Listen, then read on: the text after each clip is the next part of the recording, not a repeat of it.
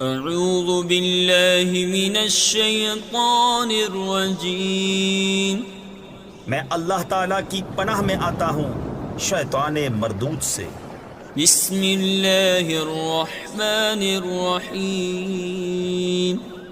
اللہ کے نام سے شروع جو نہایت مہربان رحم والا۔ اقرأ باسم ربک الذی خلق، خلق الانسان من علق، اقرأ وربک الاکرم الذی علم بالقلم، علم الانسان ما لم يعلم۔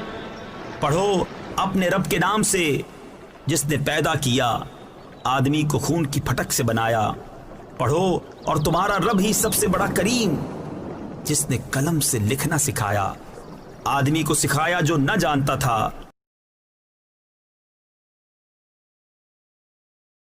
اشہد ان محمد رسول اللہ۔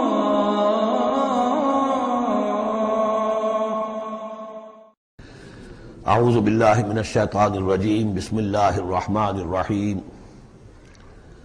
اقرأ باسم ربک الذی خلق، خلق الانسان من علق، اقرأ وربک الاکرم الذی علم بالقلم، علم الانسان ما لم يعلم۔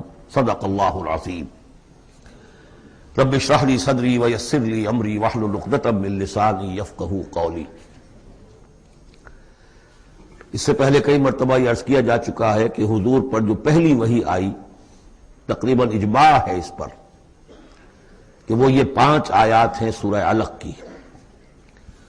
آپ کی عمر شریف جب 40 برس کے لگ بھگ ہوئی، حضرت عائشہ صدیقہ رضی اللہ تعالی عنہا کی ایک روایت میں یہ ساری چیزیں موجود ہیں، تو خلوت گزرنی محبوب ہو گئی، غور و فکر کا غلبہ ہو گیا۔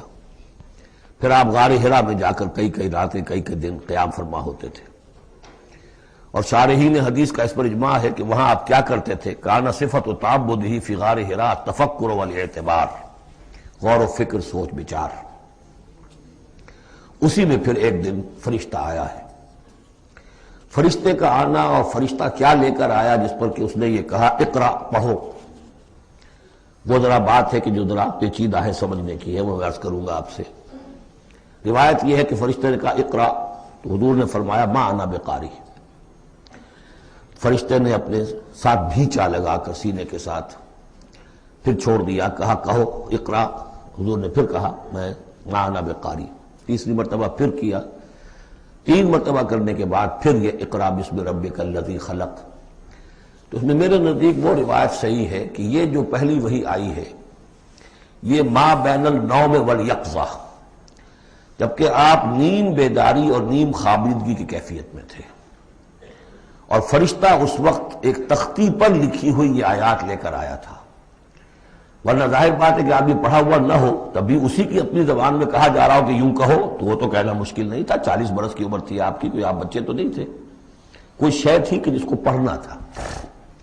وہ جو پڑھنا ہے تو وہ اصل میں یہ اس عالم میں کہ جس کو آپ کہیں گے ما بین النوم والیقظہ، بیداری اور خواب کے بین کی کوئی کیفیت تھی جس میں کہ فرشتہ آیا ہے اور اپنی اصل ملکی شکل میں آیا ہے۔ اس لیے کہ پھر اس نے جب وہ بھی کوئی چیز لکھی ہوئی لایا ہے، روایتوں میں آتا ہے سونے کی تختی تھی جس پر یہ آیات لکھی ہوئی تھی، تو اس پر آپ نے کہا ما انا بقاری، میں تو پڑھا ہوا نہیں ہوں۔ اب بات اس کے ساتھ مطابقت رکھتی ہوئی ہے، لیکن پھر جو سینے کے ساتھ بھینچا ہے 3 مرتبہ، تو اس سے گویا کہ آپ کے اندر وہ استعداد پیدا ہو گئی، پھر آپ نے اس کو پڑھا۔ اور یہ میں یاد دلاتا ہوں کہ میں نے جب کہا تھا کہ جب دوسری وحی فترت کے بعد آئی ہے سورہ مدثر کی، تو حضور نے جب دیکھا تھا کہ اب یہ افق اعلیٰ پر یا افق مبین پر حضرت جبرائیل نظر آئے، کیسے پہچان لیا؟ وہی فرشتہ جو غار حرا میں آیا تھا، تو وہاں بھی وہ اپنی اصل ملکی شکل میں تھے، لیکن وہاں جو رؤیت حضور کو حاصل ہوئی تھی وہ پوری بیداری کی حالت کی نہیں تھی، ما بین النوم والیقظہ، یعنی کچھ نیم خوابی اور نیم بیداری کی کیفیت تھی، لیکن دیکھ لیا تھا حضرت جبرائیل کو ان کی اصل ملکی شکل میں اس وقت۔ لہذا پھر جب وہ پہاڑ سے اترتے ہوئے یا محمد کی صدا آئی، اور پھر آپ نے 2 مرتبہ تو ادھر ادھر دیکھا، کوئی نظر نہیں آیا، تو آپ کو کچھ خوف سا بھی طاری ہوا۔